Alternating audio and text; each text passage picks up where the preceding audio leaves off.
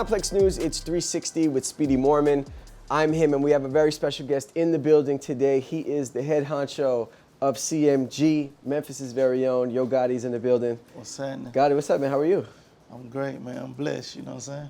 Love to hear that. It's been maybe a couple years since we last linked up, but a lot has happened since our last interview. Yeah. People really appreciated the boss talking that, but if they appreciated that, they'll appreciate this, because right now we're sitting in a place that means a little something special to you. It may look random to some, but then they'll look at the new bust-down piece you have around your neck, and it might make sense. But why don't you tell the people what it is that we're doing here at the DC United Arena?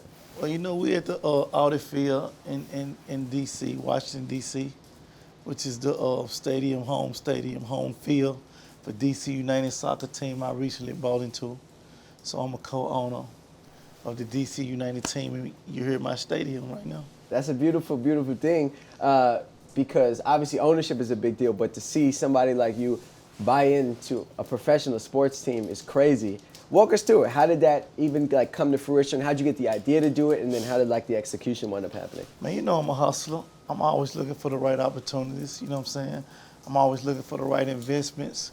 You know, not even necessarily, when I say investments, not necessarily even from just a money situation, because if you follow me, you hear me say a quote all the time that I'm not an investor, I'm a believer. Mm-hmm. I mean, I only put my money or I put my time in things that I really feel like that I can impact, mm-hmm. or something that's going to impact the world, impact others, or that's going to turn into something bigger.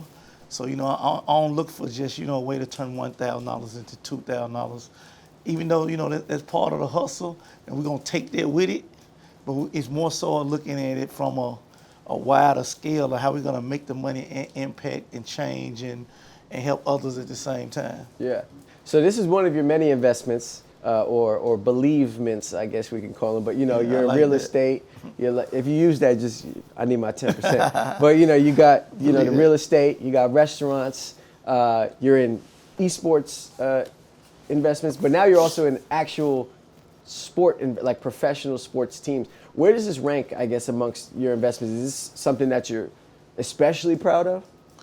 Yeah, it's an accomplishment, because it's one of those things just like it's beyond the trajectory that most have for somebody that come from where I come from. Mm-hmm. You know, so I think what it speaks on the most, and what it speaks on to other people that's from, you know, where I'm from, or like right now in real time, it's a young hustler with my same ambition or more in the hood right now.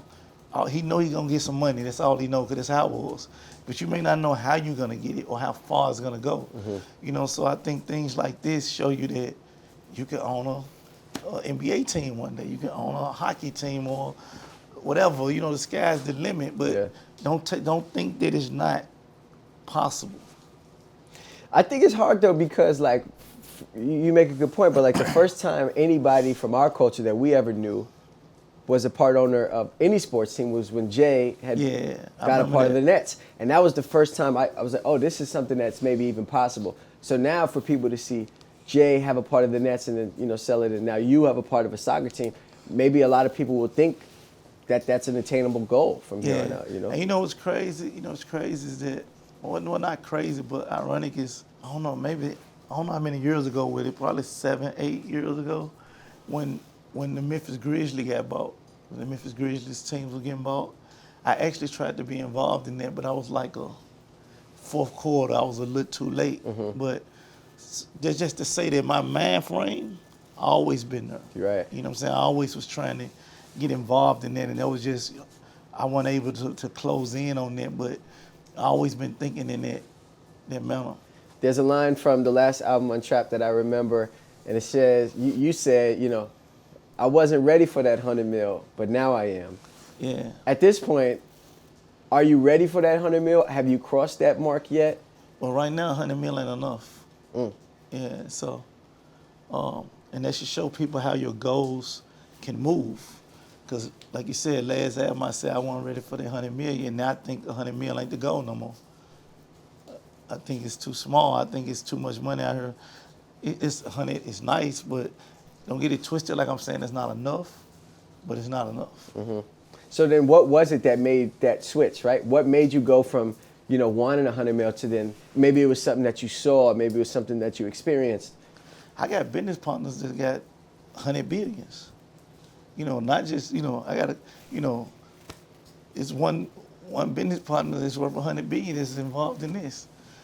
So when I'm talking to these type of guys, like directed, like I'm talking to you, that shows me that that's possible.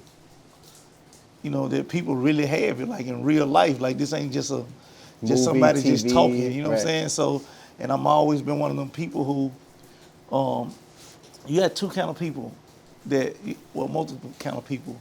Some people be discouraged by other people's success. Then you have people like me who's motivated by other people's success. So you sit me down with somebody that got 1 billion, 10 billion, or 100 billion. I believe in seeing is believing. Once I know you was able to get it, you got 2 arms, 2 legs, and 1 brain just like me. Why I can't get it? Man, Yeah. that's special. It's this rain. I'm glad we ain't getting wet. It is raining, but to see that person in front of you that's worth maybe $100 billion, and you saying and not discourage you. For a lot of people, they would see that and be like, man, I thought I had it a lot, or I thought what I had was enough, but maybe that means I'm not working hard. What do you think is the difference between you and that type of person? Why is it that you're inspired versus discouraged? I mean, you always could work harder. That don't mean you ain't working enough, because we good, like we grateful. You know what I'm saying? Don't get it twisted like I'm saying I'm not grateful with what I have. Today I'm good, I'm super good, you know what I'm saying? But I'm a hustler. I thrive, my adrenaline is always on building more. You know what I'm saying? So I just look at any hustle and I take my hats off to them and salute them. They're like, he hustle, he one of those guys, and I'm one of those guys. So, if there's anything I can learn and if there's anything I can see, I'm picking up on that. So when you said the line, I wasn't ready for that 100 million, why was Yo Gotti not ready? Was it a mental thing? Maybe Mental you weren't thing. there yet? Mental thing. I'm saying, like, if you take me back, like, when I was too active, you know what I'm saying? When I was a little too active in the street, I wasn't ready for 100 million because I probably would have done the wrong thing with it. You know what I'm saying? Like power could be good and bad, but you have to know how to use it. Right. You know what I'm saying? If you get the power and you know how to use it for good, it's a good thing. If you get the power and you don't know how to use it for good, you can use it for bad and it's not a good thing. Right. So if you wasn't ready for 100 million then and now 100 million is not enough, how much is Yo Gotti ready for right now? Is there an amount maybe that you've got your mind set on? Maybe you want to hit that $1 billion mark, or It gotta happen I think everything gotta happen in other stages. You know what I'm saying? So right now the goal is trying to hit a B. And once I get there, then we get to talk about the next step. Yeah, we gotta take it one step at a time. You don't wanna get ahead of yourself. Right. But the next benchmark is crossing that $1 billion valuation. Yeah. Okay. I have faith that you'll get there. I get there. For sure. Trust me. Is there any doubt in your mind that you'll get there? No, I don't have doubt. No doubt. I believe anything is possible. So you're saying it's more of a matter of when it happens versus if it happens. Yeah, it's more of when it's gonna happen, but it'll happen. I like that. Yeah. That's positivity and optimism, like that you really truly believe that and you can really set your intentions on that and then get after it. Yeah. No, it's possible, man. We see guys, we see Jay, we see guys, you know what I'm saying, Puff and them. We see these guys is similar, you know what I'm saying? They from the same DNA, the same culture. You know what I'm saying? They face the same struggles at some point in their life. You spoke about, or you often speak about being a boss and being in charge. And, we see Gotti and we think twofold, artist, but also an executive, business level. And I'm wondering for you, is it difficult for you to be able to differentiate the two between, artist Gotti and executive Gotti? Nah. Same people. Same people, different roles depending on what the job is today. I can be this in this room, walk straight out that door and step right into the executive role. And I can, walk straight on the stage and step into Yo Gotti, the artist. It's easy. You can wear the different hats is what you're saying. It's simultaneously. I actually both at the same time. I've heard that, you're able to kind of flow through a lot of different roles better than a lot of people may imagine, because not only are you an artist yourself, but, you also are an executive. And I heard you're really hands-on when it comes to your artists. You're not just one of those guys who's just, signing artists, but you're Even the last time we spoke, you told me, you're even trying to help allocate where the marketing dollars go and where the I do all promotion that. is. What? I do that out. It's no artist that I work with that we putting it in the hands of a major record label or any corporations, anybody, and stepping back and trying to see what happens. To me, it's like flipping a coin. You know what I'm saying? It's like taking an artist to a building and flipping a coin and hoping that it lands on whatever side, heads or tails, that make them successful. I don't believe in that because these artists, they came to me first. So I feel like I'm responsible for what happens or don't happens in their career, and I never pass that on to some people they don't even know. Right. It'll never happen. So you're involved in all of it. But when you say you're involved, when you say you're hands-on, how involved are we talking? Like, are you literally, like if a press release was to come, are you looking at press releases before? Yeah, but not just me, like me and all my artist partners. So I'm reading it and they reading it. And if there's anything that we have an issue with, they got to be changed before it be released. Is it the kind of mentality like if you want something done right, you got to do it, with yourself and your team? Is that kind of why you're this way? I think it's a mentality. If you passionate and there's something important with you, you should want to be involved in it. Because don't get me twisted. Like I do believe in teamwork. So my partners and the label that we partner with, we trust them. You know what I'm saying? We trust that they gonna put their best foot forward and do the best work. You know what I'm saying? But trusting don't mean that I'm not looking or that I'm not involved or that I'm not ensuring that what you're doing is the right thing. Sure. I've heard you say this maybe once or twice, but a lot of people out there want to be a boss, but they're not even a good soldier. Yeah. What does that mean? It's a true story. What does It's a that true mean? story. It's a myth. Like we living in a time where we living in a generation in a time where people think it's only cool to be a boss. You know what I'm saying? And that it's uncool to be an equal partner with somebody. I just think boss a 4-letter word. Like, what does it mean outside of the action? If you're not doing boss shit, why you want to be a boss? You know what I'm saying? So I just say that to say that you have, I don't know, you take a random artist with a logo and a label name, right? And if that artist had $100,000, he go sign 2 other artists, right? How you gonna spend that $100,000? If he look at him and the other 2 artists and be like, yo, he the one to get it.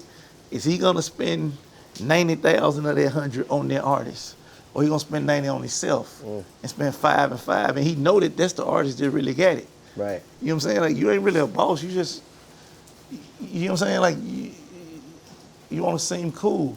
That's the difference between me. I put it all on the line for somebody else though. You know what I'm saying? If you the one, I'll put everything on you, and I'll wait. So what are you, I mean, not to put words in your mouth, but are you saying like you're willing to risk it all for success? Like whatever it takes? Like I risk it all for the team. You know what I'm saying? Like, and when I say that, meaning like, the time factors, the money, the investment, everything. Like I'm not holding back nothing for this how I move as a label. Like, if it come down to Moneybag Yo or ESTG, 42 Dub, Black Youngster, whoever, we putting it, like we not doing those shortcuts. We're not doing those shortcuts, and we're not allowing the label to do shortcuts. So when you say that, people want to be a boss but aren't even a good soldier, what is that? What are you saying? Help the people out there understand and digest that. Do you even know what being a good soldier is? Because some people, again, they offended by the idea of being a soldier, not me. You know what I'm saying? Like I can step into soldier role and back into boss role at any moment. You know what I'm saying? If I go to a Moneybag Yo show, I may be playing security. You know what I'm saying? Like if he on stage, I'm looking out. I'm looking around. I'm trying to make sure, this shit straight. Or I'm listening to the sound. Like, yo, his mic bleeding back. You may see me run off the stage, run to the front of the house. Like, yo, get his shit together. I'm a soldier at that point. Right. I ain't sitting in the back like almost some big CEO and somebody else better be handling this shit. You know what I'm saying? Like I play every role. If I don't see the posters up, I'm like, yo, why this shit? Let's get this shit. You know what I'm saying? So being knowing how to step in and out of their role, and if we in a staff meeting, I'm in there putting the pressure on the team to make sure he got the right marketing and the right budgets and the right everything he needs. So I'm able to step in and out of roles without being offended. You saying? So running a company, I have when you're running a company, you had hundreds and thousands of employees come and go. Like I have seen people who, because of their title, think they can't do certain things. Some things too little for them to do. It's nothing too little for me to do. It's nothing too little, it's nothing too big. So a lot of people, though, if put in that position,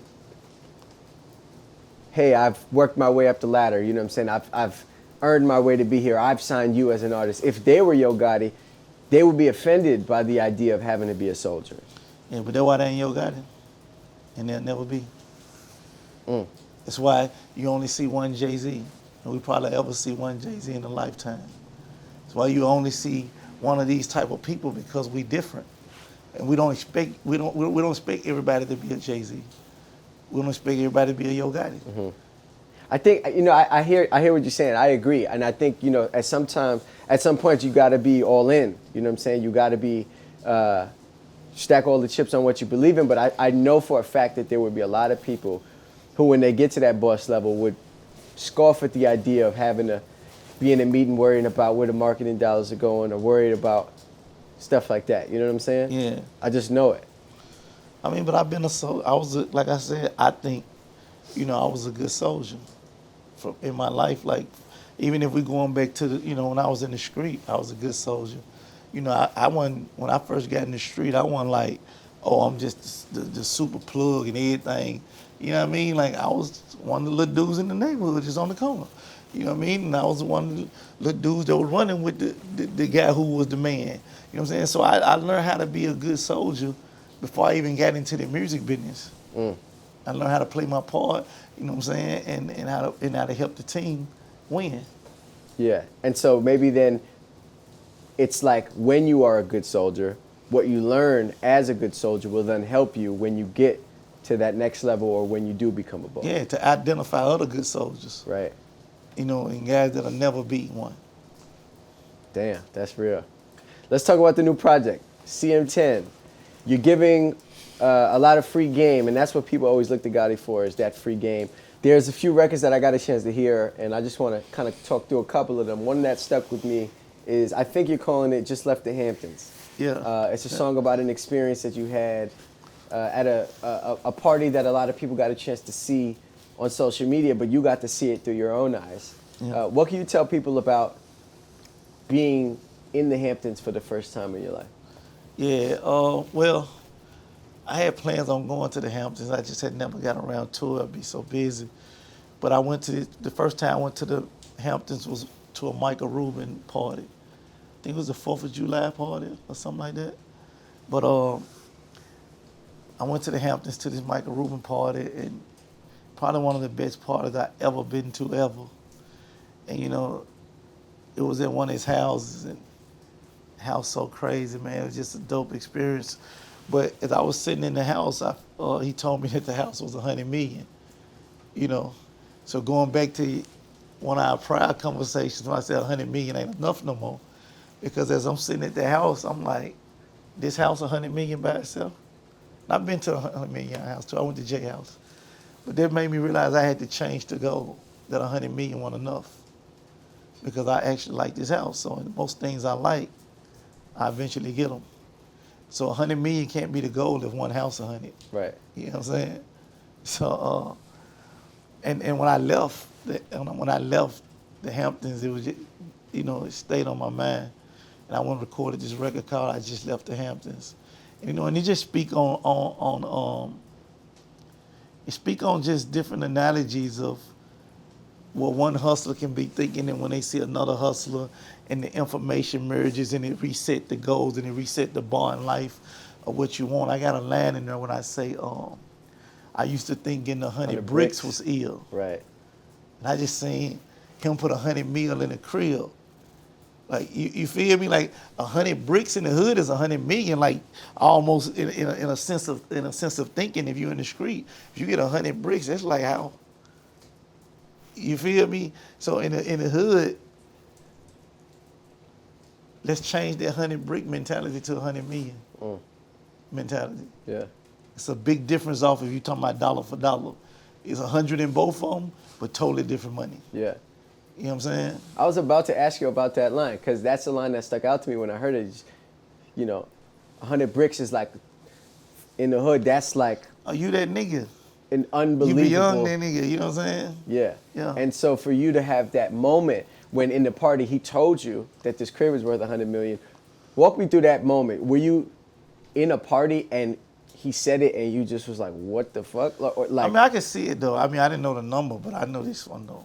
Regular shit. You know what I'm saying? Yeah. Like, I can see it from just being in the crib, but when he, said what it was, I'm like, oh, okay. You know what I'm saying? Yeah, but I'm a sponge, man. I'm a sponge, and like I said, I'm inspired and I'm motivated by being around that type of energy. You know what I'm saying? Like, I like to be around that. It motivates me, inspire me. You know what I'm saying? So I like to see that type of shit. there was a lot of money in the building that night, not just in the building literally, but there were a lot of people there that were worth a lot of money. We saw the pictures on Instagram, a lot of the rappers that we like to look up to and listen to, but there were also some other business people there. Obviously Michael Rubin, but Robert Kraft was there that night too. And you got a chance to meet Robert Kraft. Yeah, we were kicking it. What's that like, meeting somebody who's not just rich, but unbelievably generationally wealthy? Yeah. And shout out to Robert Kraft. Him and Michael Rubin, they all good guys, man. I met Kraft a few times though before the party, but yeah, just been in them same rooms, man, with Kraft, Rubin, Hov was there. A lot of other guys that own other teams was there. You know what I'm saying? It was like, it was a power party. When you're around these type of people, you say you're like a sponge, but I've also heard you say that, when you're with Puff and when you're with Jay, you're the type of guy that asks questions. Yeah. Because you're gonna maximize the moment. What type of questions do you ask these guys when you're around a Jay or a Puff? Depending on who it is, and depending on what the setting is. I ain't one of them I ain't one of them guys that's like gonna be in the middle of the party asking niggas shit. You know what I'm saying? Niggas drinking it. Whatever they doing, you know what I'm saying? I ain't one of them, I ain't coming like this. So it gotta be in the right setting, you know what I'm saying? If I'm over to the crib or we in the office and the setting is, we chopping it, I ask the questions. I want in the party like, this a party, we vibing right now. But if you are in one of those settings where it's... Things I like to know, you know what I'm saying? I asked somebody, on the Puff or Jay, I think I asked Puff one time, like, what was the biggest mistake he made? Or what was, questions like that. I want to know shit like that. Like what you think you done wrong. You know what I'm saying? Because sometimes it ain't everything about what you done right. Sometimes somebody can tell me something they done wrong and they can prevent me from doing the same shit. Right. So, I just want to ask questions like that.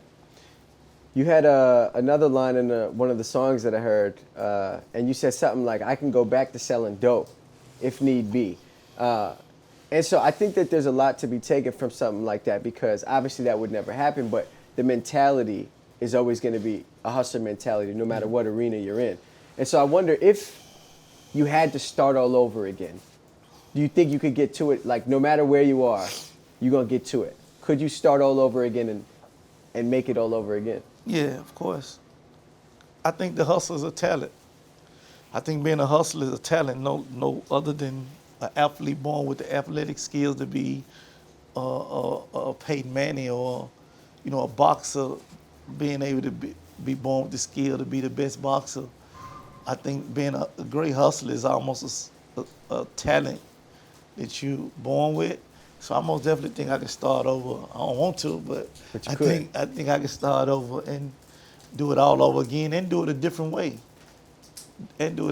Because I have nothing against the streets, and I understand everybody that's in the streets. I understand everything they're going through because I was once there. But now that I know, you can make a lot more money a lot quicker other ways. But I didn't know that at the time. They don't know that. So you can't knock them because they playing with the information and they playing with the circumstances that they have. Right. If I went back now with knowing what I know, I can get to the paper way quicker and probably take less risks. Right. You know what I'm saying? And that's something that you said last time too. When it comes to taking risks, because we were speaking about that time where you were playing blackjack and you had played 500K on a single hand and lost. And you were saying that when it comes to risks, where you come from, the risks that you take, you can't get back. You come from taking risks where the stakes are much higher. And so for you, how important is taking risks in this side of executive Gotti? You have to take risks. You have to take risks because if you don't take risks, I think you'll never stop taking risks in life. I think life is about adjustments. Adjustments, risks, you know what I'm saying, and growing. So I think you always have to take risks if you're going to be a hustler and a businessman. Every time you sign an artist, you're taking a risk. It's not guaranteed. Every time you invest in a startup company or anything, it's a risk. Everything you're doing is a risk. You spoke about signing artists, and obviously you mentioned them earlier, but you got Black Youngster, ESTG, 42 Doug, Moneybag Yo. You've got an incredible roster. Basically, like, all four of them are stars that are very prevalent in our culture. And so when you have the ability to help an artist go from just a person that's from Memphis to a person that has a literal #1 album like Moneybag Yo, what does that mean to you to be able to take somebody from point A to point B? I mean, it's a good feeling just knowing that you played a part in it. Playing a part in it. And, it ain't like I done it single-handedly. Bag play a big part in it. My other partners play a big part in it. Everything is a group effort. Everything is a team effort. But just to know I played a part in it, it's a good feeling. And what does it mean to have such an eclectic roster in, with guys like ESTG and 42 Doug? What is it that you see in those guys that will help contribute to our culture even further? Oh man, Doug and G, they like the young, turnest, coolest artists I think in the game right now. You know what I'm saying? And just what they bring with their charisma, swag, and we already know the music's super hard. I just look for those. I just look for those artists that I know that they get it. And luckily, for some reason I'm able to pick all hustlers. You know what I'm saying? I'm able to pick not only great artists, but they had a hustle mentality. So it's easy for us to work with each other. Mm-hmm. We understand each other. We understand that we all in this together. You know what I'm saying? None of my artists just depend on me to do everything. They know that they gotta meet me. We gotta do this together. We partners. You know what I'm saying? So that's CMG basically. We just a group of hustlers. Group of hustlers for sure. I'll get you out on this. I mean, you had a line on one of the songs that I heard, and you said something along the lines of there's nothing more special than making that first million. Yeah. And, there's a lot of people out there who are watching this that, they see the moves that you make and that Jay make and Puff make, and they're inspired by it. And they have dreams and visions of making their first million. Yeah. And so for those out there who are on that journey, trying to get to that point, what can you tell them about how that feels? And what can you tell them about what it takes to get there to that first million? All right, that first million. What's crazy is because coming from where I'm from, we thought all we needed was $1 million. 1 million. We just wanted to become a millionaire. That means 1 million. Until you get it and you realize it ain't enough. I remember I was telling this story to one of my partners I grew up with. We was tripping about this the other day, about when I was around, I never forget, I was around 350,000, 400,000. And it was like I was stuck. I couldn't get past that amount of money. And I was trying on my way to try to get $1 million. And I couldn't get past that 350, 400, man, for probably like a whole year. You know what I'm saying? From January to January, when I counted back up, I'm still at the same amount of money. I'm like, I can't really figure out what I'm doing wrong. And then shortly after that, I jumped to the M kind of quick. And then it's like, once I got the first million, it's like I got to the 2, 3, 5, 10 so quick that it was like, wow, it was so hard to get from the 350 to $1 million. Yeah. You know what I'm saying? Like, the run from 350 to $1 million was way longer and harder from 1 to 10. Wow. You know what I'm saying? It's crazy. They say that the first million is the hardest. Yeah. Is that really the case? The first million is the hardest? Yeah, I guess so. Because I was stuck at that 350 for a minute. So for the people out there that are, on their journey and whatever hustle they got, and they're trying to get to that first million, what advice would you have to them? I mean, stay down, number one, and keep going. But also understand this.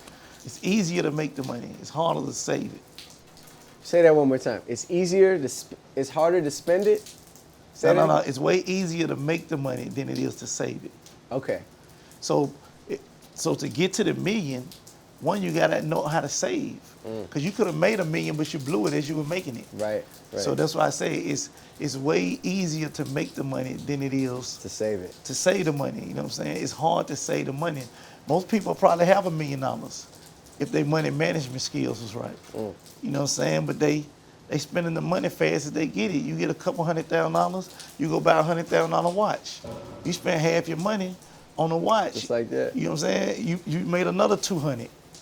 You know what I'm saying? You spent another 100 buying Birkin purses or something. I don't know. You know what I'm saying? That 400 you could have had, and now you probably got 180. You know what I'm saying? So you got to know how to manage the money. I like that line. So that'll be our fortune cookie. It's easier. Say it one more time. It's easier to earn the money than it is to save it. Yeah, it's easier to make the money than it is to save it. Man. You know what I'm saying? Yeah, that's hard. Or if you want to say it vice versa, it's harder to save the money Than it is to make it. Yeah, that's real. Well, Gotti, I appreciate you taking the time. I guess my last thing, what can people look forward to you coming from your corner? You know, we always got new music on the way, but you also got investments and everything. What can people look forward to? Well, right now, we got a couple new artists we just brought into the camp. I ain't gonna say them right now, but some of them, you know, they already artists you know Artists of. that we know. Yeah. Okay. You know, a couple artists you already know of. We was able to position and present a situation to them and the people they was working with. We was able to bring them to CMG. So I'm excited about that. That'll be coming out soon. So new artists, new business ventures, and new music on the way. Yeah. Gotti, I appreciate you taking the time, my brother. For sure.